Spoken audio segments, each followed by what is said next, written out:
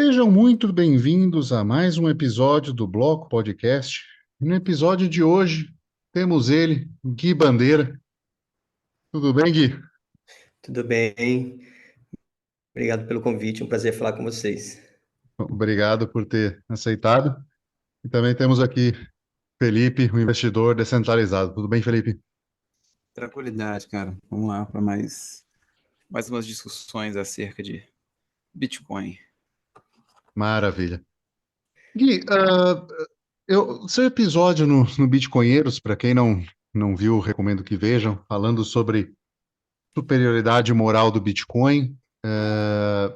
Eu recentemente também escrevi um texto tentando conceitualizar um pouco a questão do imperativo moral para o Renato no Bitcoin Black Pill, né? Para sair no Bitcoin Black Pill. E, assim, qual foi o seu interesse em falar sobre esses aspectos morais do Bitcoin? Conta um pouquinho para gente. O meu interesse foi, eu acho que a questão do dinheiro é uma questão moral, não é só técnica, né? Não é o dinheiro ele é uma ferramenta, mas ele é uma ferramenta utilizada para estabelecer relações morais entre seres humanos. Ou seja, ele não é amoral, não é como simplesmente ter uma enxada e a enxada é melhor do que as minhas mãos para capinar, que isso seria uma questão só de eficiência, né? Eu consigo capinar mais com uma enxada do que com minhas mãos. Eu acredito que os bens monetários, eles surgem espontaneamente nas trocas humanas e todas as trocas humanas, elas, elas têm uma questão moral intrínseca, independentemente dos resultados dela. Então, toda vez que eu me relaciono com outra pessoa, seja através do diálogo, seja através de trocas mutuamente benéficas, todo esse relacionamento fazem surgir questões morais. E eu acredito que essa minha abordagem não é... Tem um pouco da minha formação, que eu sou formado em filosofia, e minha especialidade é filosofia do direito, então a questão moral das relações jurídicas sempre aparece, mas além dessa questão da minha formação pessoal, eu acredito que a relação em si, do dinheiro, o que é o dinheiro, ela é uma pergunta que se você não tiver considerações morais, você não entende bem o que, que é o dinheiro e por que ele surgiu. E isso eu tento explicar no começo da minha apresentação, inclusive eu estou escrevendo um livro, tem um capítulo só sobre isso, que o dinheiro ele não nasce da força, ele não nasce da arma apontada na cabeça. Isso é muito bem expressado naquele discurso lá da Ayn Rand, no, no Atlas Shrugged, em que tem um discurso só sobre como se eu recebo um bem em troca, um bem ou um serviço em troca de um bem monetário, isso implica uma certa igualdade, um certo respeito pelo outro. Então, eu acredito que é errado simplesmente tratar o dinheiro como uma técnica moral. E o Bitcoin não escapa disso. O Bitcoin um bem moral, um bem monetário novo. Então, aqueles que tentam entender o Bitcoin sem considerar essas questões não entendem bem o que é o Bitcoin, porque ele é um bem monetário novo e eu acredito, eu tento provar com essas premissas e essas teses, de que ele é um bem monetário moralmente superior aos outros. Ficou claro a minha posição? Cara, não ficou. Não, o seu posicionamento ficou claro. O que eu tô tentando Uhum, entender é aonde que eu acho a moralidade nesses outros.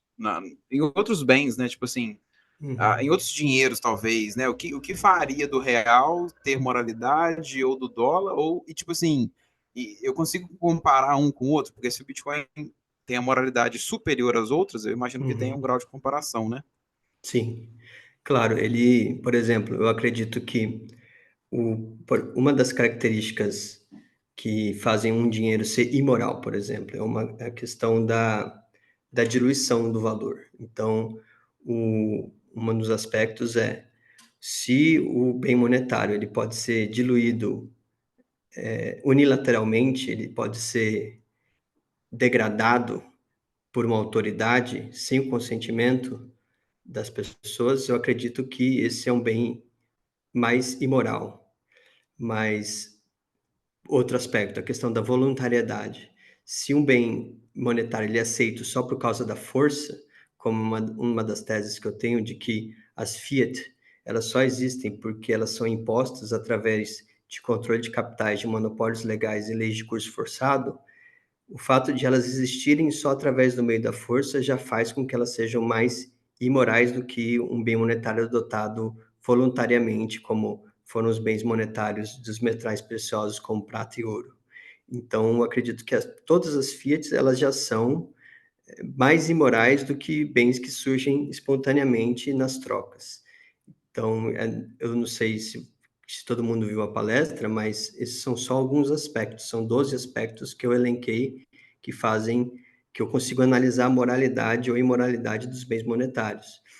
E eu consigo analisar tanto os fiat quanto o padrão ouro, os padrões metálicos e o Bitcoin. Então, o que eu vejo é que muitas pessoas, quando elas abordam sobre a questão moral, elas abordam um ou outro aspecto. Então, o que eu tentei fazer nessa apresentação e que eu tento fazer no livro que eu estou escrevendo é juntar todos esses argumentos num grande argumento, um grande argumento que traga mais força a essa tese. Mas tem também uma questão mais de fundo, que não é só uma questão teórica, né? Ela tem uma questão prática muito clara, porque eu acredito que as pessoas elas querem ter relações justas, né?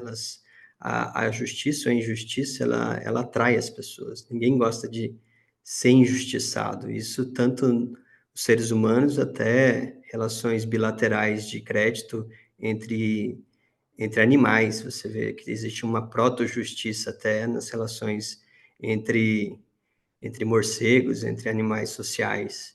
Então, ela é uma questão que está muito vinculada à natureza humana. E a imoralidade, ela não se perpetua, né? Regimes muito imorais ou relações muito imorais, elas tendem a desaparecer. Então, eu acho que isso é até uma força para a própria adoção do Bitcoin. Então, trazer luz sobre esse aspecto, eu acho que ele também é importante na relação prática. Eu sei que hoje em dia as pessoas são cínicas e relativistas e acham que a imoralidade não é irracional, uma questão de sentimento, mas eu acredito que é uma forma errada de analisar tanto a natureza humana quanto a moralidade em si, porque nós sempre estamos fazendo julgamento moral. Quem nega que a moralidade não é importante para a relação, ele tá cometendo o que a gente chama de contradição performática. Então, a pessoa diz uma coisa, mas faz outra. A imoralidade é inescapável. Ela faz parte do que nos constitui enquanto seres humanos e também constitui a nossa linguagem. Nós não conseguimos analisar a ação humana sem a questão moral envolvida.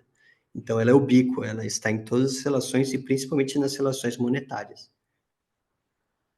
É, Cara, deixa eu só voltar um passinho. É o seguinte, assim, a gente sabe que existem várias definições de moral, né, e de ética, né, desde das origens gregas ou romanas. Qual que você embasou para ir criando esse raciocínio?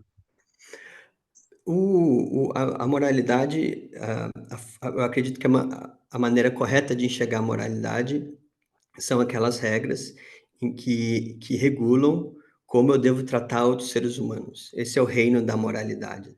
Eu faço uma distinção entre ética e moralidade. Ética são aquelas atitudes ou aquelas ações em que eu tenho para ter uma boa vida, né? O conceito de eudaimonia dos gregos.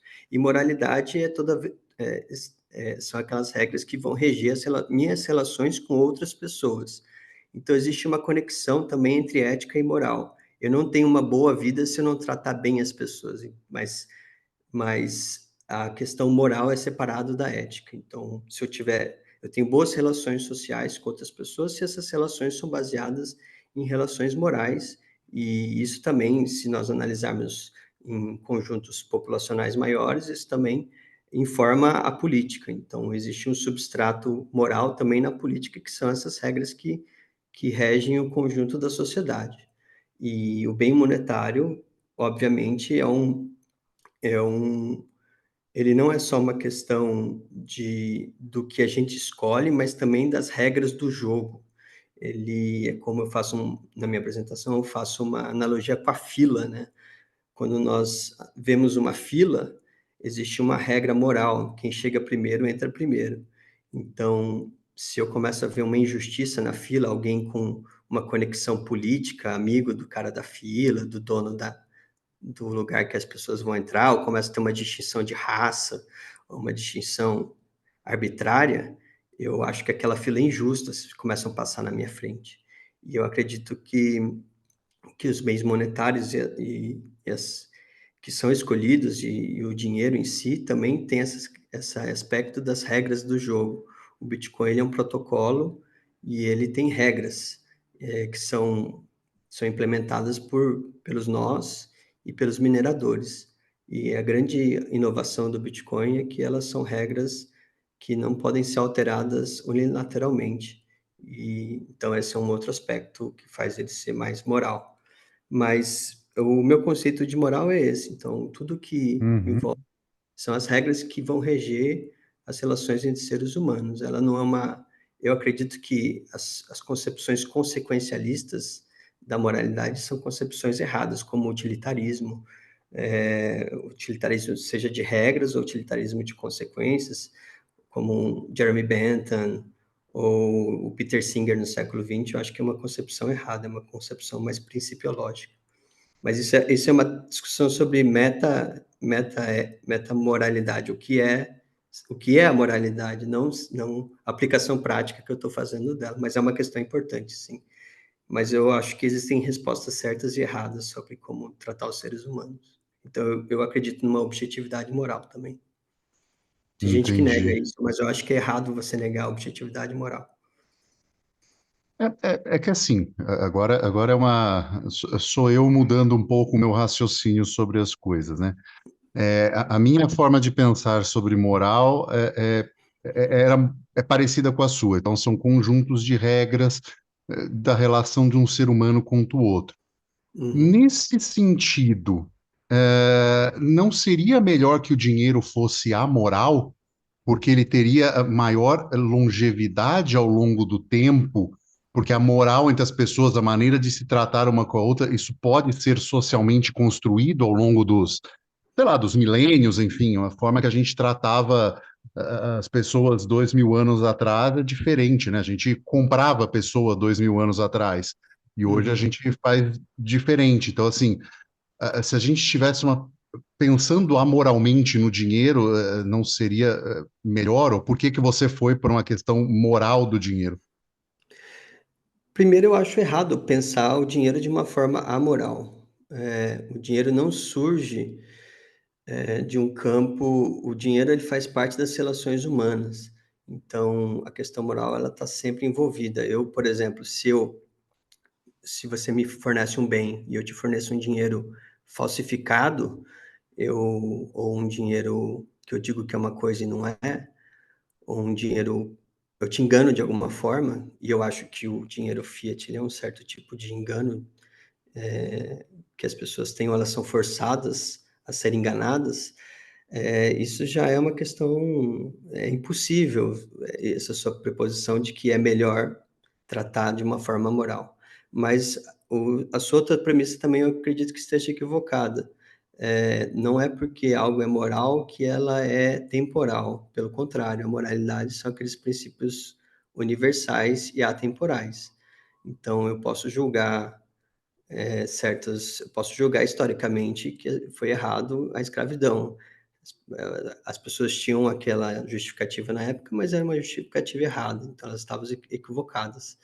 Então, a moralidade não é o que se socialmente convenciona que é moral. Pode existir uma convenção majoritária de que uma prática seja moral, mas essa prática pode estar errada. Então, existe uma teoria equivocada de que a moralidade é o que se acha certo e errado. Mas esse é uma um pressuposto equivocado, porque tira todo tipo de crítica moral, e existe crítica moral em convenções majoritárias sobre o que é certo e errado.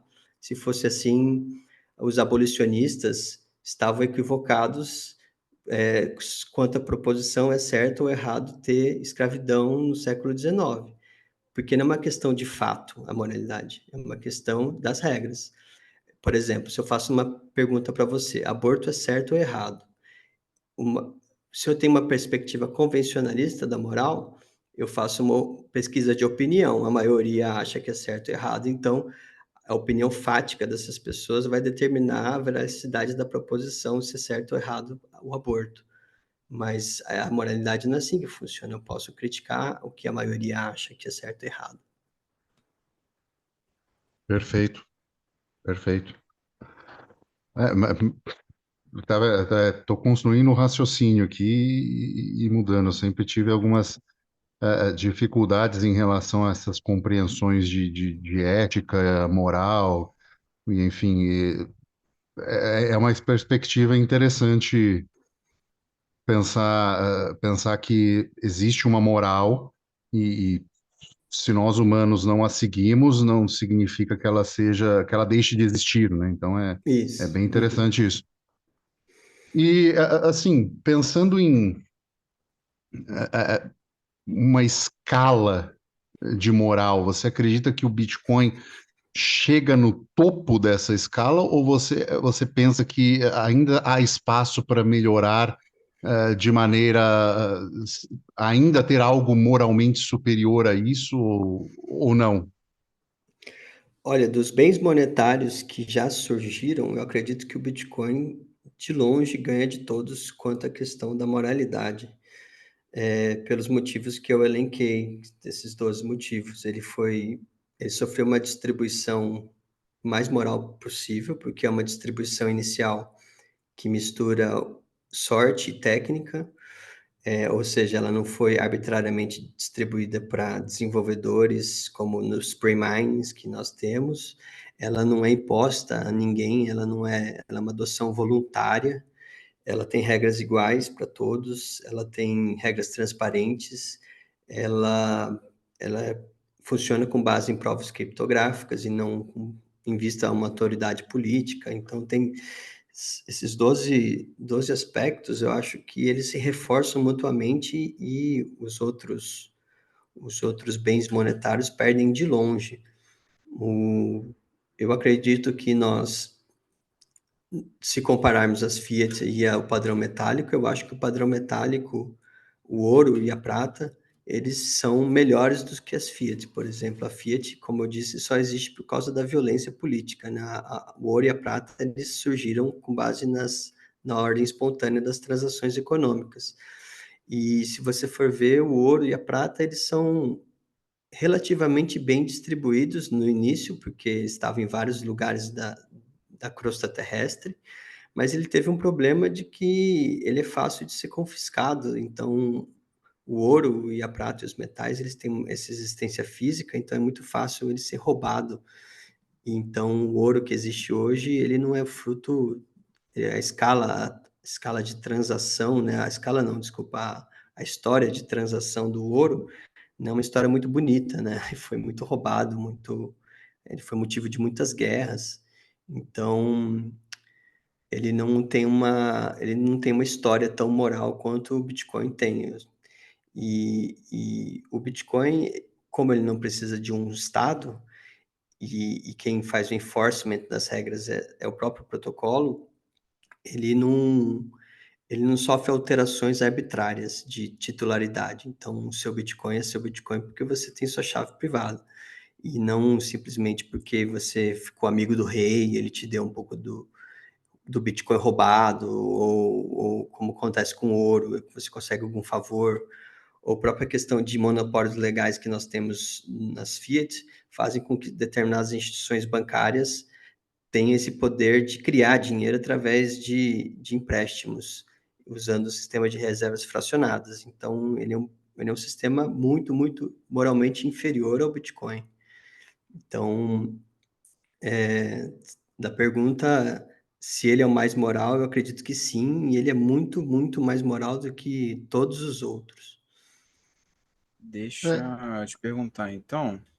É, no caso, então, se eu tivesse uma outra moeda, igual foi o Bitcoin, que não teve pré-mining nem nada, ninguém sabe quem que é o criador e tal, você considera isso, então, algo moralmente superior? O... Ele é difícil.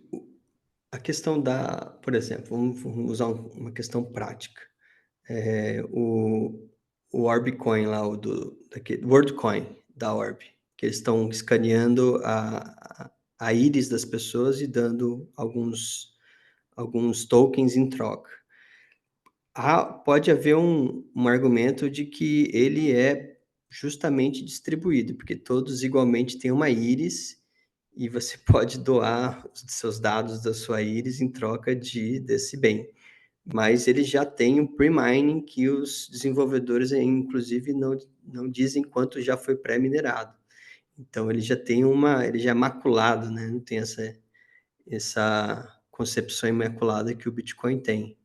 Então, eu acredito que foi um acontecimento único, porque é difícil você pensar em recriar aquilo que Satoshi fez com essa estabilidade e essa honestidade do criador. Nenhuma outra criptomoeda criada depois teve essa honestidade do Satoshi de já colocar um protocolo open source. Ele nunca gastou os bitcoins dele, eu acredito que nem vai gastar. E as pessoas inicialmente não estavam. Ele era um projeto muito inicial, as pessoas já não tinham tanto interesse econômico no comecinho, né? Nem se sabia se talvez algum dia ia ter valor econômico. Demorou um ano praticamente para ter o Pizza Day, que foi também, eu acho que foi um teste, e só depois de algum tempo ele começou a ter um valor monetário. Então é difícil se recriar esse tipo de concepção imaculada. Eu não consigo ver outra hipótese, né? Mas Porque a outra hipótese que eu falo é do caso do Monero, foi a mesma coisa. Não tem criador, não teve pré-mine,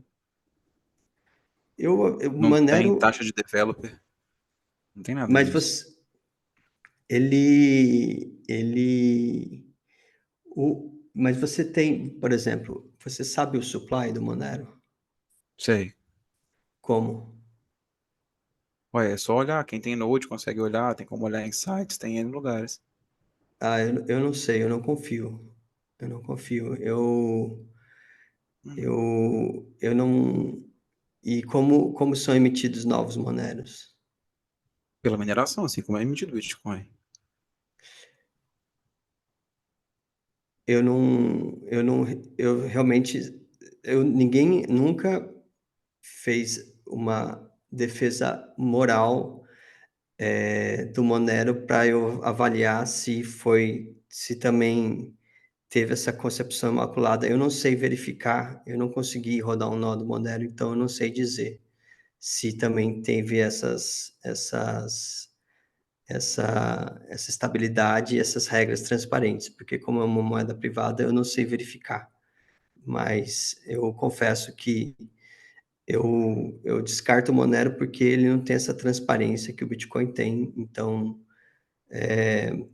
mas a gente precisaria ver também todos os aspectos dele nesses 12 aspectos que eu elenquei. Então, Sim, justo. né, então, esse é um dos aspectos. Talvez tenha tido realmente uma emissão, uma distribuição inicial Não, não teve, isso é igual. garantido. Eu É, não foi tudo sei, igualzinho em Bitcoin nesse eu não caso. sei.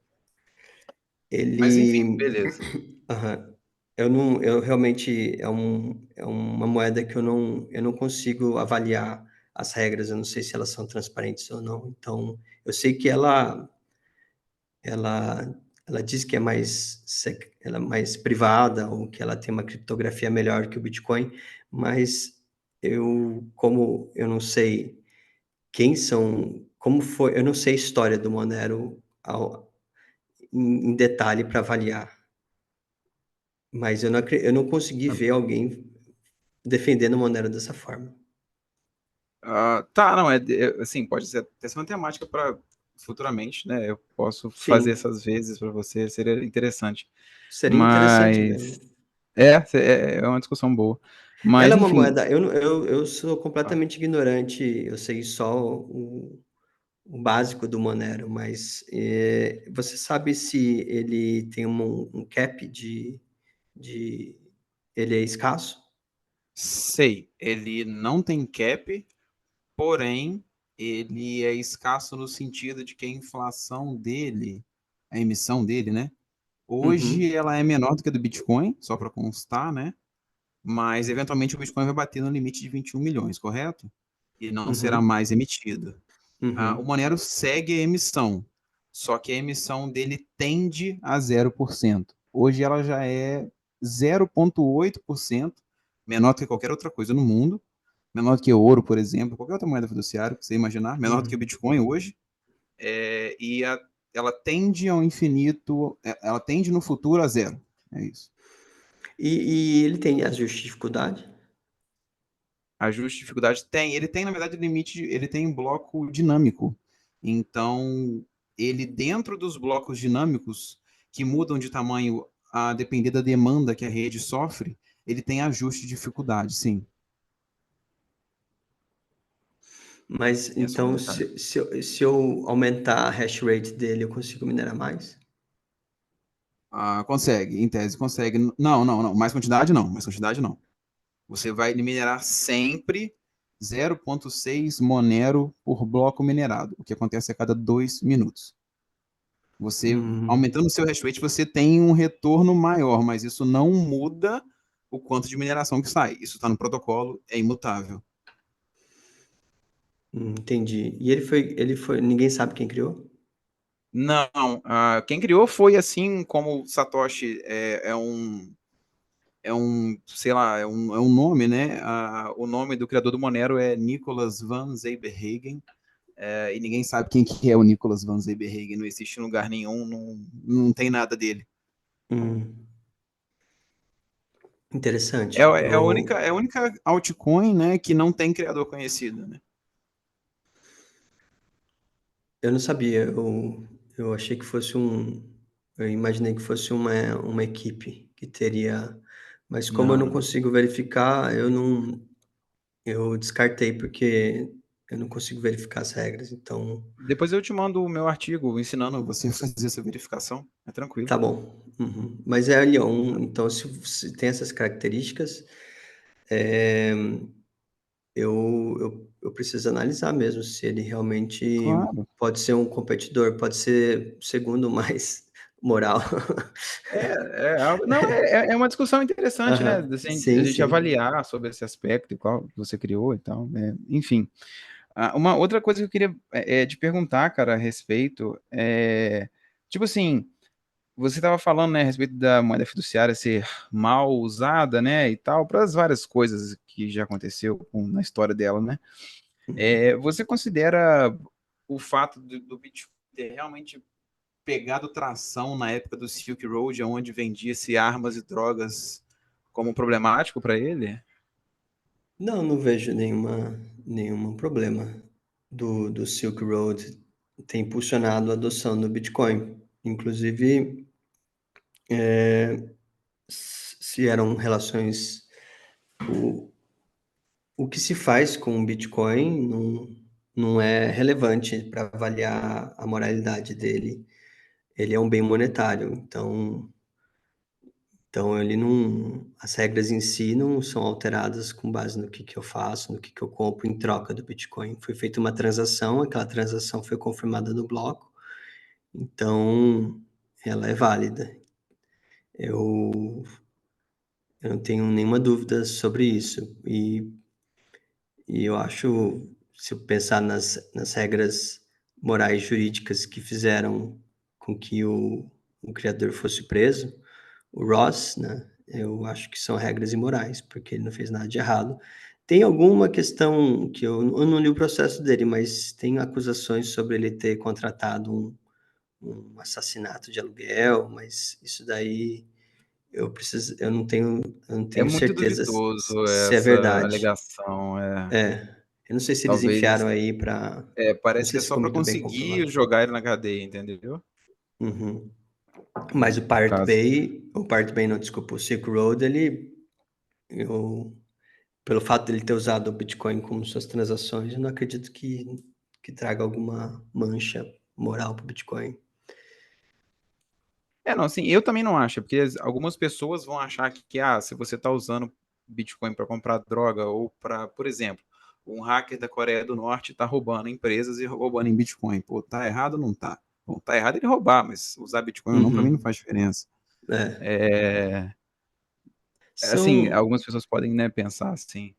Eu acho sim. que vale o mesmo ponto para a gente falar de um teminha também, assim, El Salvador, Chivo Wallet e dinheiro grátis na conta dos salvadorenhos. Uhum. Então, é assim, nesta visão, não muda a moral do dinheiro, né? Essa apropriação que fazem e uso é que é imoral, porque né, na minha visão de libertário, o Uhum. Estado é imoral, o Uhum. Estado é coercitivo, né? Muito mais do que alguém usando para comprar droga, no meu ponto de vista.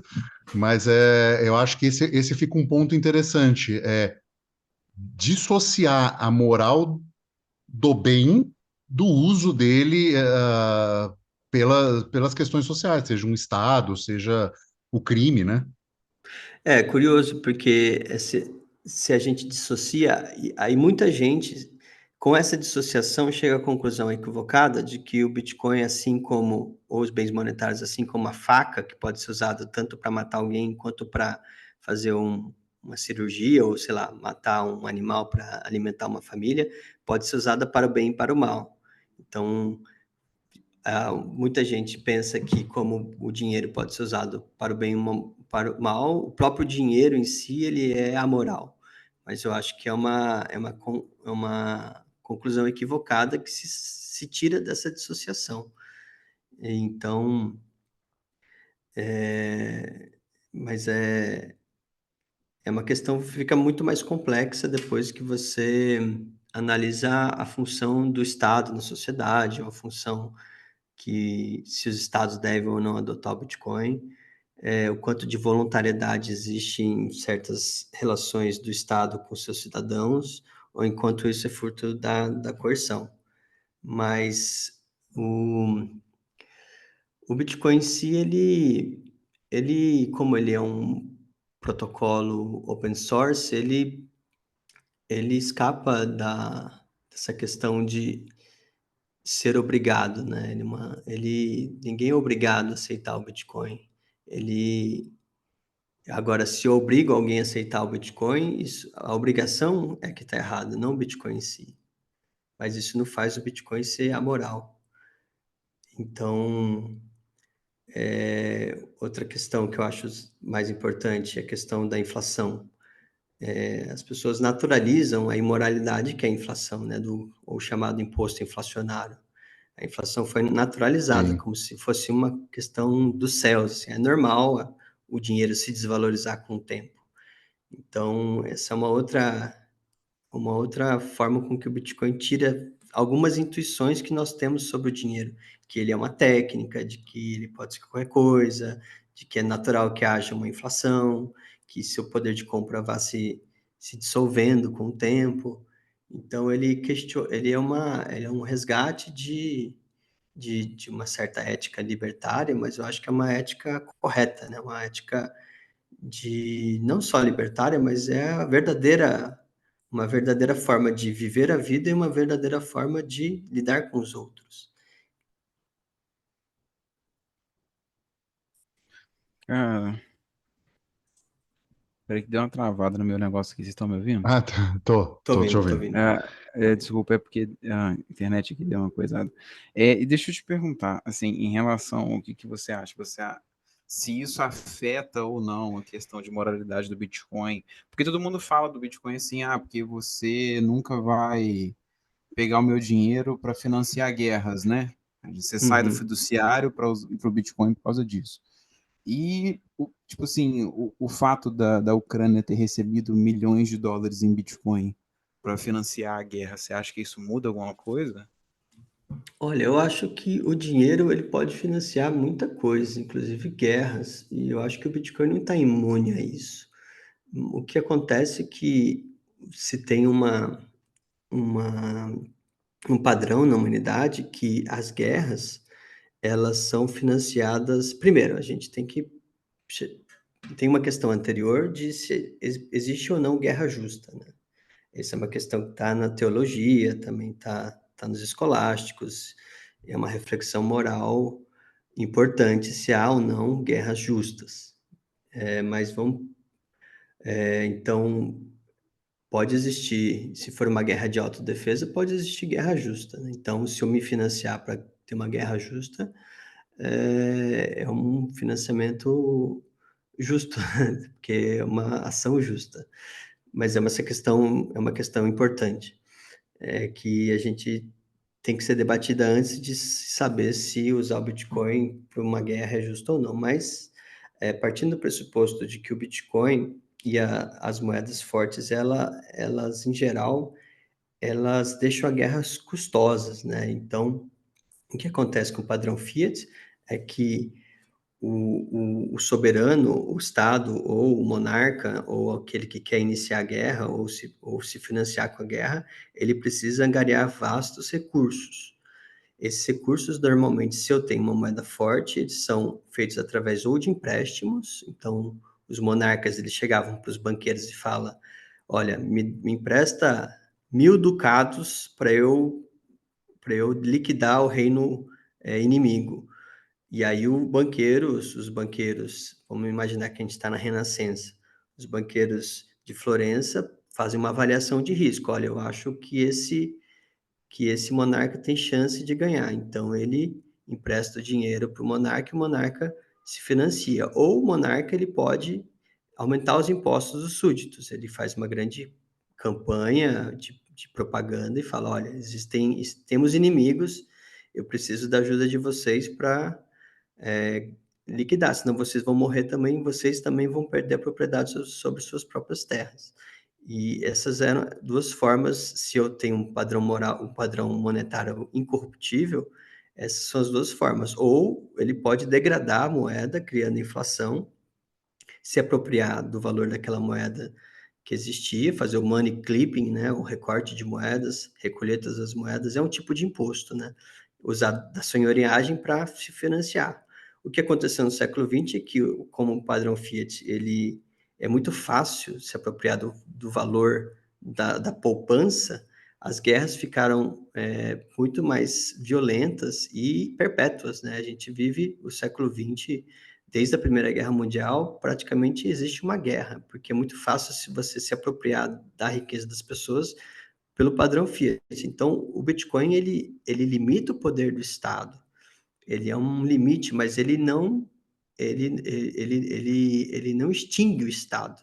O Estado pode cobrar impostos, ele pode extorquir a população, ele pode fazer todo tipo de absurdo, mas ele dificulta que eu financie algo que eu não queira. Mas se um monarca ou um político fizer uma vaquinha e receber em Bitcoin para financiar, ele pode fazer. Ele só deixa mais difícil essa apropriação involuntária da riqueza da população através da senhoriagem que existe no padrão Fiat de uma forma muito mais exponencial. Então, ele, o, os meus argumentos desses 12 que eu elenquei, ele vai impedir a guerra necessariamente, mas eu tenho mais autonomia, o cidadão que poupa em moeda forte, que poupará em Bitcoin, ele tem mais voluntariedade em saber se ele vai financiar ou não uma guerra. Então, posso doar meus satoshis para alguém entrar em guerra, eu posso fazer isso. E uma Cara, questão que eu tenho, assim, conceitualmente, né? Nós estamos vendo alguns movimentos de estados utilizando o privilégio cantilionário que tem para poder fazer mineração de Bitcoin. Nesse momento, é lógico que a gente fala em o subsídio da rede ainda ser maior, mas em um eventual momento nós vamos chegar em taxas de transação maiores, né? Uhum. Você vê isso com uma certa preocupação, não falando necessariamente no aspecto moral, mas assim, a opinião pessoal também. Você vê um certo perigo nisso, numa espécie de IOF global, né? Um imposto sobre operações financeiras globais, através da mineração? A mineração já é um tipo de taxa, é uma taxa que nós pagamos aos mineradores para nos prestar um serviço, o serviço de confirmar nossas transações e confirmar no bloco.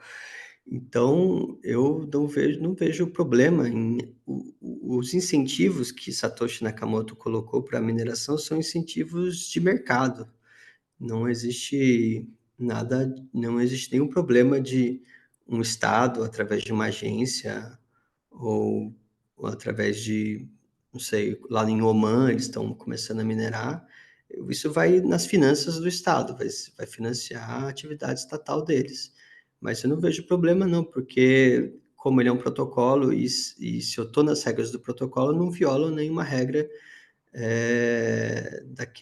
das regras que eu mesmo assumi como válidas para transacionar na rede do Bitcoin. É um sistema que se chama autopoético, ele é autorreferencial, ele não faz referência a nada externo, né? Então, os SATs que eu pago como taxa, eles fazem parte do preço que eu pago para a segurança da rede. Então, não tem nenhum problema. Eu respondi sua questão, era essa a questão mesmo? Ou era uma questão mais Não, não, sutil que eu não peguei? não, era isso mesmo, assim, era só Uhum, essa dúvida em relação a, porque para mim me incomoda, sabe, estados usar esse privilégio, desse dinheiro infinito para isso. Há a questão também das pools, querendo ou não, estar centralizadas, então é, isso, de uma certa forma, cria um ponto de ataque fácil, né? Assim, você pensar em três pools hoje, tem mais de 50% da rede, né? Três soldados, três cabos em lugares diferentes do globo podem tomar controle de uma parte relevante do hash rate e agir de má fé em relação a isso. Então, são coisas que me preocupam, assim, não fazem parte do protocolo, né? Não, não é, Satoshi não colocou lá, vai ter o sistema de pool, assim, assim, assado. uhum, Mas são uhum, coisas próximas que podem distorcer um pouco esses incentivos, não fazer, na sua visão, não fazer do Bitcoin menos moral, mas se uhum. você muda o incentivo, o porquê que aquela pessoa está ali minerando, o porquê que aquela pool está ali pegando aquilo e dividindo, me incomoda pessoalmente, entendeu? Era isso que eu penso no sentido de mineração. Ah, entendi. Mas são regras externas ao protocolo. Você, quando faz parte de uma pool de mineração, você espera uma recompensa com base no tanto de força computacional que você coloca naquele pool, mas eu acredito que ele não compromete a descentralização do Bitcoin, mas ele é um problema mais externo ao Bitcoin do que interno. Ele é incapaz de, por exemplo, haver um ataque de 51% ou uma censura de transação. Eu acho que ele não compromete nesse sentido.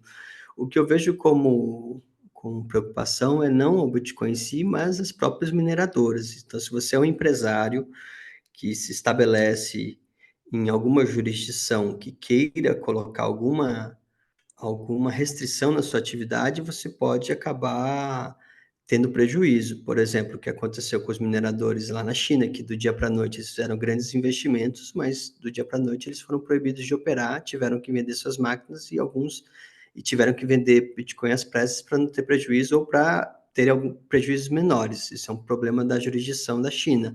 Ou lá nos Estados Unidos eu vejo que pode haver algum problema dessas companhias que estão com capital aberto nos Estados Unidos sofrer alguma pressão ESG e ter algum tipo de imposto, que eles querem colocar imposto ambiental, e isso inviabilizar a operação deles. Mas eu acredito que a mineração ela é suficientemente descentralizada para absorver esses impactos das jurisdições específicas, mas quem deve estar preocupado são os próprios mineradores e não a rede e os usuários em si. Entendi. Você acredita que tem chance de voltar para a plebe a mineração, voltar para dentro das casas, ou é um fenômeno que só tende a grandes corporações agora? Eu acho difícil, depende. O, eu não sou, eu não, nunca me interessei em minerar e eu não, eu acredito que da forma, do preço da hash rate que nós temos agora e do preço da energia, só vale a pena minerar se você for um profissional especializado e se você encontrar uma fonte de energia barata. Então, eu acho difícil você minerar com algum tipo de expectativa de lucro se você não se especializar naquela área, assim como eu acredito, é curioso, eu penso no Bitcoin como se fosse um microcosmo do capitalismo mais puro que a gente já encontrou. Então, até nessa questão da especialização, ela vai ficando cada vez mais otimizada. Então, um minerador, ele é muito competitivo, é uma atividade muito competitiva. Então, se você não realmente não se dedica a ver especificidade da sua área, você vai ser eliminado. Então, um minerador solitário em casa, ele pode minerar por diversão, né? Como tem esses equipamentos, mas eu, com perspectiva de lucro, isso tende a se especializar cada vez mais, em cada vez em áreas e com equipamentos mais especializados. Então, eu acredito que vai haver mais, vai ser com intensidade de capital cada vez maior. As máquinas vão ser melhores, assim como a gente vê essas novas gerações de S9, de máquinas mineradoras, vai ter mais emprego de capital e mais especialização da operação para mineração. Então, eu acho que a era de minerar em casa já foi, porque ela é mais amadora, né? Ela é mais ela é para uma hash rate muito baixa. O que eu venho mostrando é justamente esse uso alternativo, né? Então, assim, você Uhum. tem que ter um colateral de calor, né? Então, assim, aqui, por exemplo, a gente está em Portugal, inverno, é frio, você vai usar um aquecedor. Se tiver uma forma de minerar e ter um cashback em Satoshi, não está olhando nem o financeiro, você está acumulando, sei lá, só parte da sua previdência, sabe? Uhum. E, nos Nerd Miners você consegue ter alguns satoshinhos de recompensa? Não, não, aí é só Não. diversão mesmo, é só. Ah, tá. São 6.000 loucos numa pool brincando e se divertindo com um dispositivo que minera, sabe? Eu acho legal do ponto de vista desse coisa Educacional. de educacional, sim. Eu acho É, bacana. Você pensar o que é mineração, o que está sendo feito ali, o que é brincar. As próprias hard wallets, né, tem um pouco de tentativa e erro, de buscar hardwares novos e brincar mesmo. Eu acho isso super, super legal, mas de uma atividade profissional mesmo, com é, perspectiva de lucro, eu acho, eu acho, eu acho que ficou para trás mesmo, só naquele começo. é. Felipe? Cara, não, sem mais ideias, cara. É isso mesmo. Assim, eu tô diluindo as informações aí, entendeu? Essa, essa parte mais abstrata para mim ela é complexa, então eu tenho que É por isso que eu quis deixar chamar o Gui, entrar. cara, porque são coisas que ele fala e a gente vai processando, processando, processando. Assim, eu acho que esse é o teu episódio nos Bitcoinheiros sobre os aspectos morais foi o que eu mais vi, assim, acho que eu vi umas 5 vezes. Nossa. Porque assim, cada vez que eu vejo, eu me perco num ponto, no começo eu me perdia num ponto, aí eu ia ler. Então, assim, é interessante pensar, porque assim, eu já não pensava, para mim era a moral, entendeu? Então, assim, Uhum, trazer você aqui, você conseguir colocar que as relações se faz parte de uma relação humana, então é moral, porque serve a um propósito humano, e isso precisa ser moral, já é uma outra coisa que já abre um precedente que eu preciso pensar de É uma novo. perspectiva muito diferente. É, É muito é. diferente. Às Ela vezes, sabe o que eu acho que nós dávamos nomes diferentes para a mesma coisa, talvez. pode ser. E existe. E tem uma questão da época que nós vivemos, de um relativismo mesmo, de achar que essas questões são questões mais sentimentais, ou a questão da consensuais, né? Que justificam as democracias representativas, né? Muitas das teorias que justificam uma democracia é majoritarianismo, que é um tipo de teoria moral que fala, olha, a maioria decide, né? Mas eu acho que a maioria decide mal, geralmente. Então, eu não acredito que ela seja, então, uma justificativa moral para a própria democracia.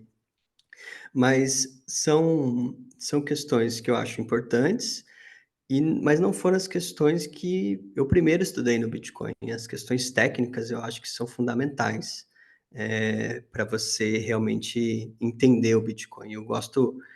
As primeiras obras que eu li foram livros técnicos do Jimmy Song, do, do Antônio Poulos, lá do Mastering Bitcoin, que são, para você entender isso, o Bitcoin você tem que entender como funciona a parte técnica. Mas eu acho que o Bitcoin ele precisa de uma defesa moral porque ele está sendo atacado moralmente. Ele não está sendo atacado só tecnicamente. E principalmente nos últimos anos. Então, é mais uma reação de um discurso que eu vi que estava pegando na mídia e pega muito no debate público, de que Bitcoin é coisa de gente que quer se esconder, de terrorista, de pessoas imorais mesmo, sabe? De pessoas. E eu não gosto, eu acredito que o Bitcoin é uma força do bem. E essa é uma das forças do Bitcoin, porque se ele não fosse um sistema bom, moralmente, eu não estaria usando o Bitcoin. Se ele fosse um sistema feito para oprimir, um sistema violento, um sistema não voluntário, eu não quero que eu estava incomodado com o debate de que os bitcoinheiros estavam tirando vantagem, são piramideiros, então foi mais uma reação de algo que estava me incomodando. Então, por isso que eu quis fazer de uma forma bem analítica e bem sóbria, não vinculados a certas manchetes, mas eu vi que era necessário organizar um pouco esse debate, porque eu acredito que daqui para frente, os estados ou os anti-Bitcoin, eles vão começar a usar esses argumentos. Então, os Bitcoiners eles precisam de armas argumentativas para defender o que eles fazem. E é assim que existe o debate moral. O debate moral é você defender a maneira como você vive e defender suas relações que você tem com as pessoas. Então, se eu disser que o Bitcoin ele é um protocolo open source, de que ele é voluntário, de que você mostra que ele é um sistema mais justo possível, porque também existe uma certa concepção de justiça social construtivista, né, o que o Hayek chama de racionalismo construtivista, de que a justiça é o resultado das relações materiais na sociedade, que é uma visão bem marxista e socialista, ou da justiça social. E a defesa que eu faço do Bitcoin é uma defesa principiológica. Se eu tenho regras justas, assim como numa Olimpíada, se todos estão competindo, eu não vou ter resultados iguais. As regras precisam ser justas, mas eu vou ter um campeão, eu vou ter alguém que se superou, que tem uma excelência física naquela área, mas não é uma igualdade de resultados, é uma igualdade de tratamento. Essas diferenciações sutis, mais importantes na moralidade, são importantes para você defender o Bitcoin. O Bitcoin vão ter pessoas com mais satoshis, mais menos satoshis, mas isso é justificado moralmente. É justificado todo mundo que justifica uma sociedade capitalista ou de livre mercado precisa lidar e precisa saber se defender, porque senão você entra no jogo de quem está errado, de quem fala, não, você é imoral, você precisa pagar o seu, o seu quinhão para a sociedade mais justa. Isso são armadilhas argumentativas que consomem os nossos recursos e eu acredito injustos, né?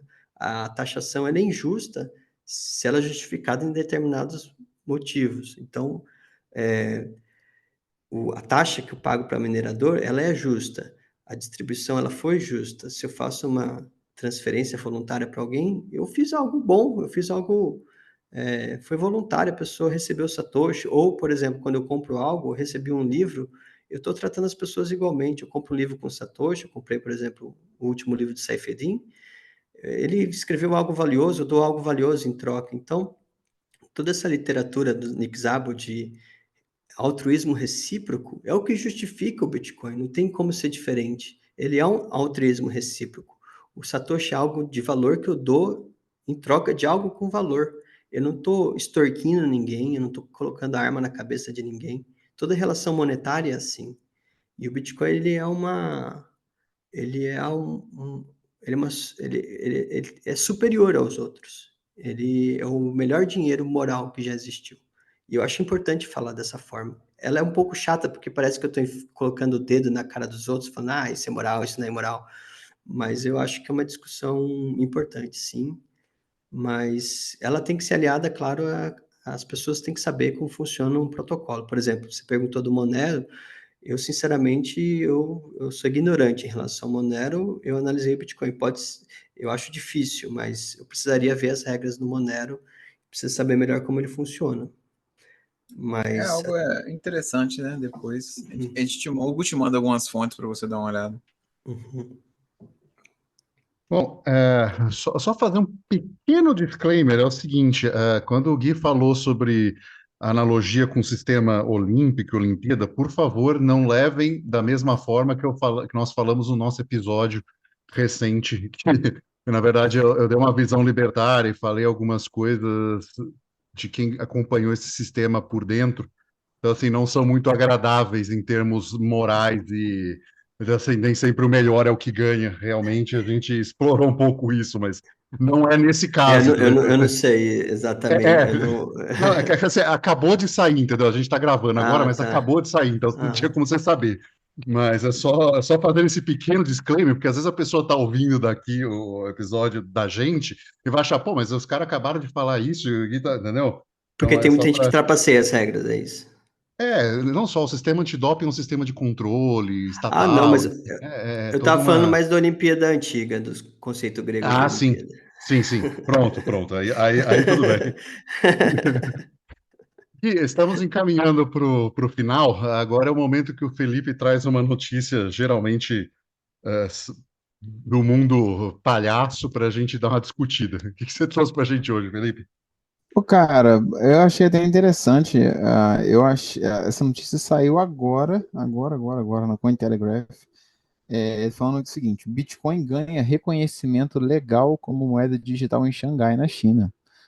Um relatório semelhante de outro tribunal chinês, em setembro, reconheceu as criptomoedas como propriedades virtuais protegidas por lei. Estranho, não esperava ver isso, né? É mais um estado validando o protocolo como se isso precisasse ser feito, né? Não Eu, precisa, né? Nunca precisamos disso, né, para o Bitcoin funcionar, né? Mas assim, eu não imaginava, né, ver isso da China, né? eu tenho uma visão peculiar sobre regulação do Bitcoin que é, eu tenho formação jurídica também, então eu vejo muito das disfuncionalidades que a lei positiva causa nas relações. Eu acho que o Bitcoin, quanto menos leis regularem, melhor. Então, eu acho que ele, primeiro, não precisa do reconhecimento do Estado, e seria ótimo para o Bitcoin que o Estado pode fazer para sua adoção do Bitcoin, se ele for um Estado pró-Bitcoin, é retirar impostos de ganho de capital, não tratar como um ativo financeiro como é no Brasil. Então, eu, quando vejo uma notícia dessa, o reconhecimento do Bitcoin como uma moeda ou como um bem monetário, eu, é necessário ver com detalhe do que isso significa na jurisdição específica, porque as moedas fiat, elas são muito reguladas. Elas só existem se elas excluem as outras moedas de suas jurisdições. Por exemplo, no Brasil, não é livre a circulação do dólar, né? Eu não posso ter uma conta em dólar livremente. eu não posso abrir uma instituição financeira e aceitar dólares. Então, ela cria esses currais, né, em suas jurisdições. As 160 Fiats que nós temos são curraizinhos que os estados falam, aqui vai circular a minha shitcoin estatal. E eu acho que o melhor que um estado pode fazer não é nem reconhecer, mas se reconhecer como moeda, retirar todo tipo de regulação que existe sobre a circulação. Porque a força do Bitcoin é justamente ser adotada nas relações voluntárias, né? Aquilo emerge, ela precisa emergir do mercado. O fornecedor de bens e serviços, ele precisa exigir um bom bem monetário em troca do bem ou do serviço que ele fornece. Então, isso sai na mídia, mas eu sei como, por exemplo, eu vejo quando sai alguma coisa do Brasil, no Cointelegraph ou no Bitcoin Magazine, o que os gringos veem. Então, eu leio a lei que sai no Brasil, falo, o Brasil reconhece o Bitcoin como moeda e tal. E eu vejo que é uma lei ruim, como a gente teve a última lei de criptoativos, e os gringos celebrando. Mas eu falo, cara, vocês não sabem como funciona o sistema jurídico brasileiro, então é muito difícil avaliar se isso é uma boa ou uma coisa boa ou uma coisa ruim.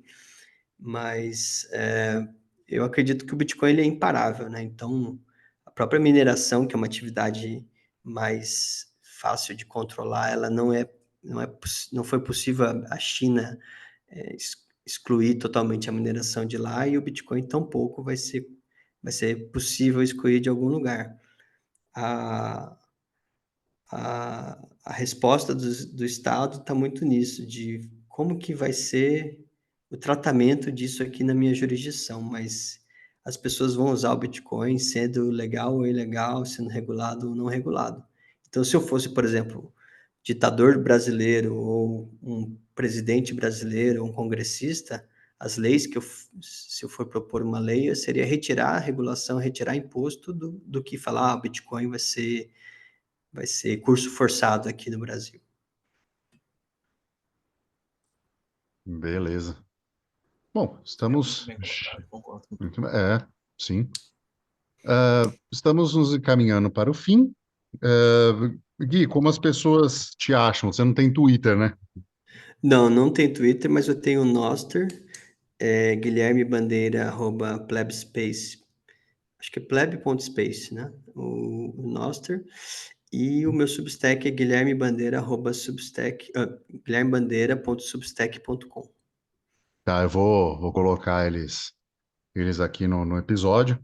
Queria lhe agradecer muito pelo seu tempo, pela paciência de nos explicar de maneira tão didática a sua visão, a sua forma de ver e como isso vai engrandecer e vai trazer novas perspectivas ao debate, que é importante. Se você chegou até aqui, deixe 5 estrelinhas no episódio ou deixe seu like no YouTube. Se tiver no aplicativo favorito nosso, o Fontaine, é só deixar alguns satoshinhos também no episódio ou pode mandar para quinteiro@zebedi.gg. Esse foi mais um episódio do Bloco Podcast. Ficamos por aqui e tchau. Valeu, obrigado.